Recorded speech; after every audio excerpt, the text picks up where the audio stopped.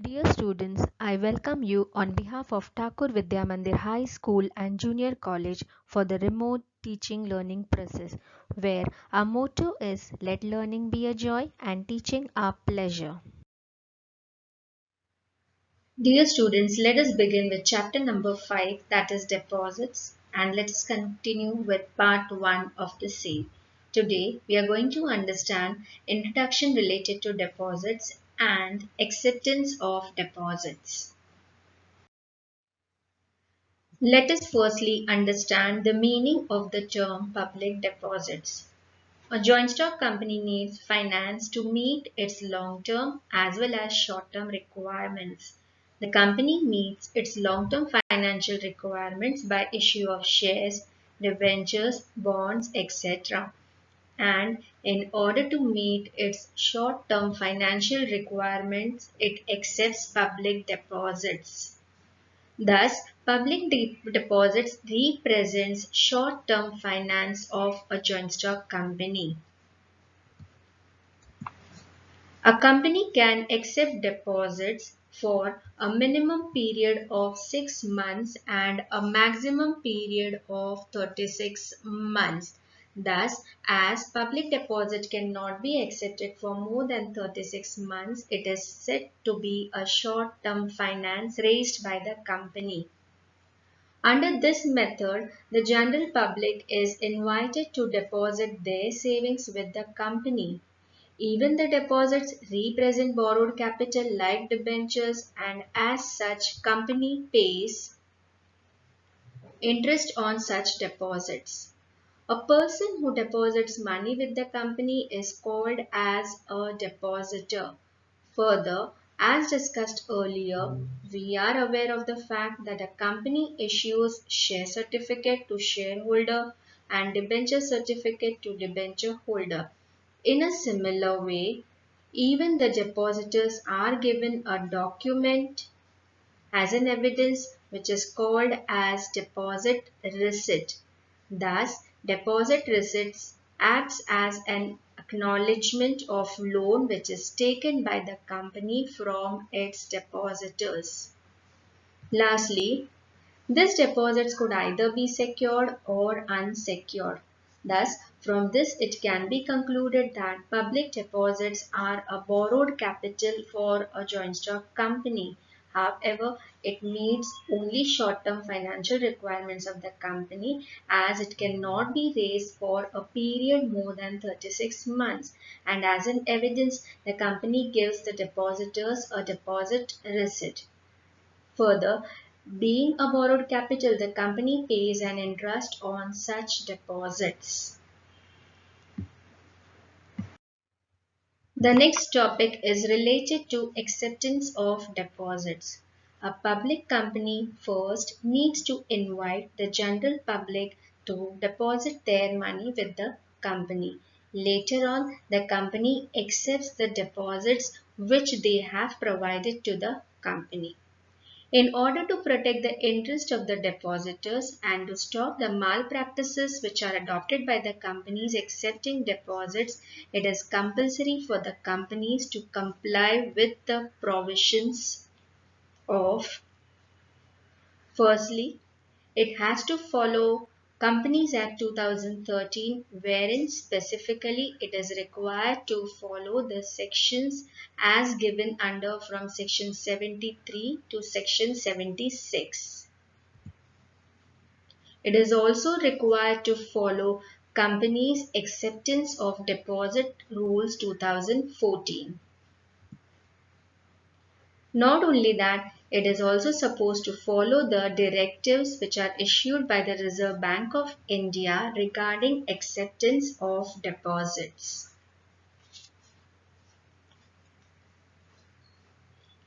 Further, all the companies accepting deposit must fulfill the above provisions except the following. Firstly, a banking company need not follow the above provisions. Further, a non-banking finance company which is called as NBFC, a housing finance company, and such other company as the central government will specify. So, the companies accepting deposits need to follow the provisions given as per Companies Act 2013, also the rules, Companies Rules 2014, and even the directives which are issued by the Reserve Bank of India. Let us now understand more in detail about acceptance of deposits. We need to know as to which companies can accept deposits from its members and which companies can accept deposit from the general public through the following chart.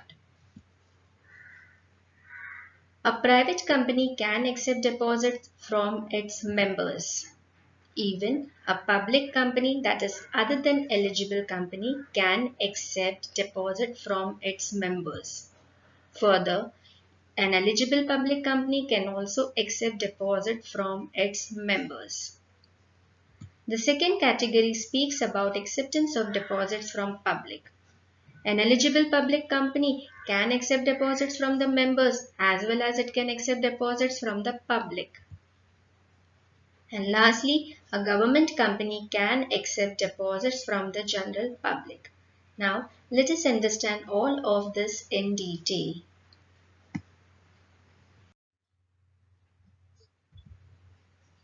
The table given in this slide explains in brief about the acceptance of deposits by three different companies, that is private company, public company other than eligible company, and even an eligible public company. Thus, as you can see, a private company can accept deposits only from its members or directors or relative of directors. Further, a public company can accept, other than an eligible company, can accept deposits from its members or directors. But if you just see about an eligible public company can accept deposits from members and also from the general public. Now, the question here arises as to what is an eligible public company. An eligible public company is that which has a net worth of not less than rupees 100 crores. Net worth can be calculated by adding up total of paid up capital, free reserves and securities account, but after deducting accumulated losses, deferred expenses and miscellaneous expenses which have not been previously written off. Next, such a company must have a turnover of not less than 500 crores. The term turnover refers to the income generated from sales during a particular period. And lastly, such companies have already obtained prior permission from its shareholders for acceptance of deposits through passing of special resolution. So this chart clearly makes us understand as to private company, public company other than eligible company, and eligible public company. We shall now begin with the first question of this chapter, that is, explain the terms and conditions for acceptance of deposits. The first condition is related to the amount which companies can accept as deposits. Firstly, we shall understand the amount of deposit which a private company can accept. A private company can accept deposit from its members or its directors or even relatives of directors. The amount so accepted by such a private company should not be more than 100% of total of paid up share capital and free reserves. However, in case of certain class of private companies, the amount so accepted can be more than 100% of total of paid up share capital and free reserves. But such type of companies must be as specified by the Companies Act 2013.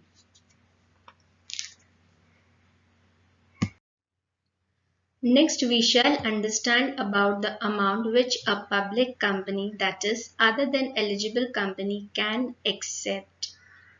Companies Act mentions that Such companies cannot accept fresh deposit from its members if it has already accepted deposits in the past and now the total of such fresh deposits and previous deposits goes beyond 25% of the total paid up share capital and free reserves.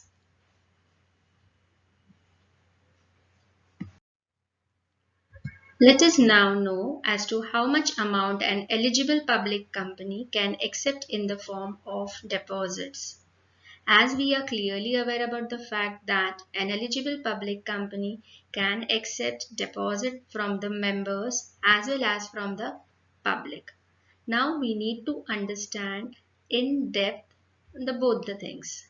Firstly, from the members. It cannot accept fresh deposits if the amount of such deposits together with previous deposits exceeds 10% of the aggregate of paid up share capital and free reserves. Nextly, we come to acceptance of deposit from the public. It cannot accept fresh deposits if the amount of such deposits together with previous deposits exceeds 25% of aggregate of paid up share capital and free reserves. So you can find only a minor difference, that is, in case of acceptance from the members, it should not go beyond 10%, and in case of acceptance from the public, the amount should not go beyond 25%. That is only the basic difference. The last category speaks about the amount which a government company can accept. The Companies Act specifies that the government company can accept deposits from the general public.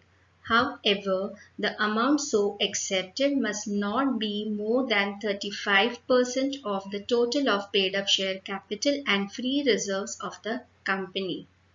So, with this, we have completed the first terms and conditions for acceptance of deposits, wherein we understood the amount of deposit which can be accepted by a private company, a public company other than eligible company, then third is eligible public company and government company.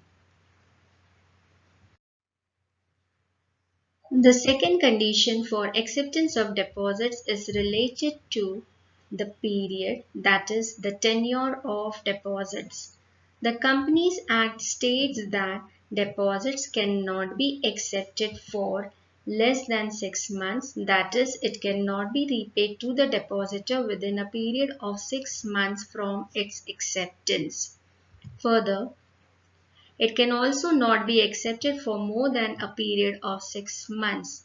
However, in certain cases, a company can accept deposits which are repayable before 6 months, but such deposits must have a tenure, that is a period of minimum 3 months. Not only that, the amount of such deposits should not be more than 10% of the aggregate of paid up share capital and free reserves. Lastly, under some special circumstances, a company on request of the depositor makes premature repayment of deposits, that is, it pays back the amount to the depositor before the date of maturity. The next condition is no demand deposit. The Companies Act states that a company cannot accept or renew deposits which are payable on demand. This implies that the depositor cannot be repaid their amount as and when they demand it. The depositors have a fixed maturity period and the amount must be repaid only at the time of maturity. The next condition is related to secured and unsecured deposit. A company can accept secured as well as unsecured deposit. However, it is necessary for the company to mention in the circular or advertisement inviting deposits that whether it would be accepting secured or unsecured deposits. As discussed earlier, we are aware of the fact that whenever a company issues shares or debentures, it needs to issue a prospectus to invite the public. In a similar way, when a company wants to invite deposits from the public, it needs to publish advertisements wherein it provides complete details relating to invitation and acceptance of deposits. Further, when a company offers secure deposits, it must create a charge on tangible assets of the company, and that too within a period of 30 days from acceptance of deposits. The fifth condition is related to application form. A company intending to accept deposits from general public needs to provide an application form. This form must contain a declaration by the applicant that the amount which he is depositing with the company is not made out of any money borrowed by him from another person. This means that the depositor declares that money which he or she is depositing with the company is his or her own money. Dear students, with this I have completed only first 5 terms and conditions for acceptance of deposits. There are in total 20 conditions related to acceptance of deposits. In our next video, I will be covering the remaining 15 conditions for acceptance of deposits. Thank you dear students for your patience listening.